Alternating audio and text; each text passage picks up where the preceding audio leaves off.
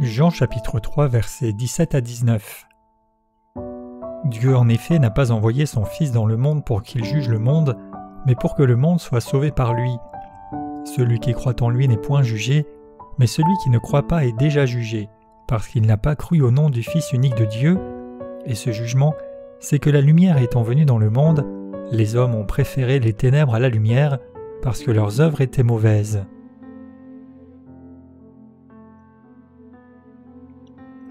Dieu donc, ou en effet, n'a pas envoyé son Fils dans le monde pour qu'il juge le monde.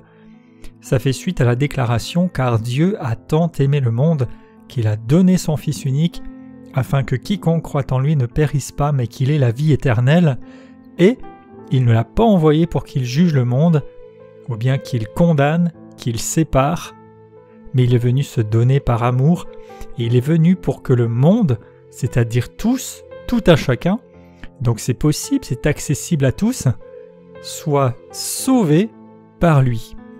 Et ici, sauver, c'est un mot qui implique plusieurs choses et qu'on retrouve à d'autres endroits de l'Écriture, le terme sozo, qui est une notion de salut entier, qui inclut aussi la guérison, le fait d'être sain et sauf, la délivrance, être sauvé du périssement, être préservé de la destruction.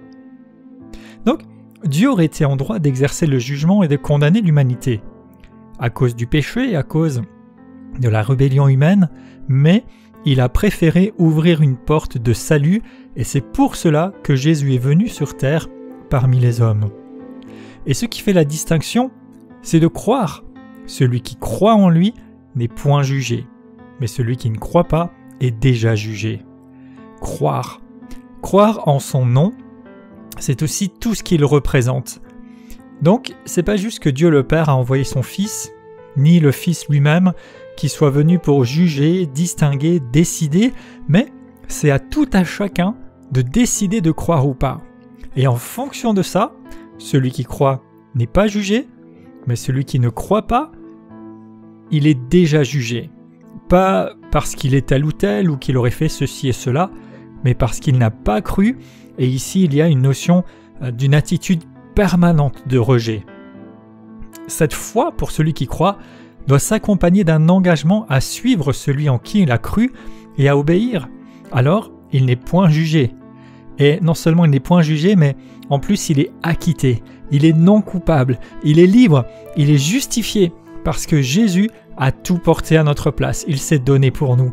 Et plus tard, les épîtres témoignent abondamment en ce sens.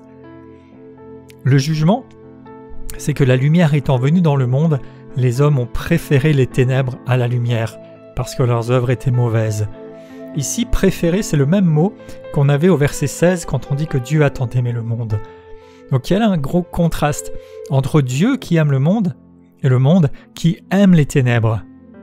Ça nous rappelle aussi le chapitre 1 où il dit que il est venu parmi les siens, ils ne l'ont pas reçu, mais à ceux qui l'ont reçu, il donne le pouvoir de devenir enfants de Dieu. Donc les œuvres mauvaises ne sont pas le point déterminant. Le problème, c'est de les aimer plus que la lumière, et c'est de ne pas croire en Jésus, qui est venu comme la lumière qui nous sauve, pour s'attacher plutôt aux ténèbres. Dieu ne décide donc pas arbitrairement de sauver ou de juger quelqu'un. Jésus n'est pas venu pour juger, condamner, détruire le monde. Le monde était déjà totalement perdu et jugé avant qu'il ne vienne. Au contraire, il vient amener une alternative et rendre possible un choix dès lors.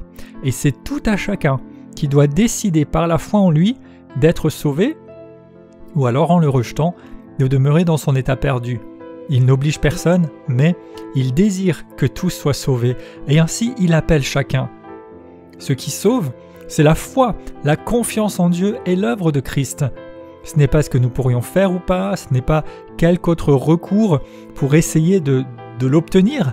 Le seul moyen de ne pas être condamné ni jugé et d'être sauvé, c'est la foi. C'est de choisir entre la lumière et les ténèbres, entre croire ou pas. C'est ça le critère déterminant. Et pas besoin d'aller fouiller ou rechercher d'autres éléments, en fait ça dit déjà tout. De toute façon, l'humanité était condamnée d'office. Et de toute façon, nous sommes tous condamnés d'office. La Bible dit que tous ont péché et sont privés de la gloire de Dieu. Mais il y a un choix maintenant. Quelle décision prend-on pour l'éternité? Le salut ou le jugement? il vous appartient aussi de faire le choix. Croire en Jésus ou pas détermine le tout. Pas juste accepter, pas juste y penser comme ça, mais véritablement épouser sa parole, son amour, son œuvre pour vous, et lui obéir et le suivre. C'est ce qui va faire toute la différence. Aujourd'hui, croyez, venez à la lumière, répondez à l'amour de Dieu.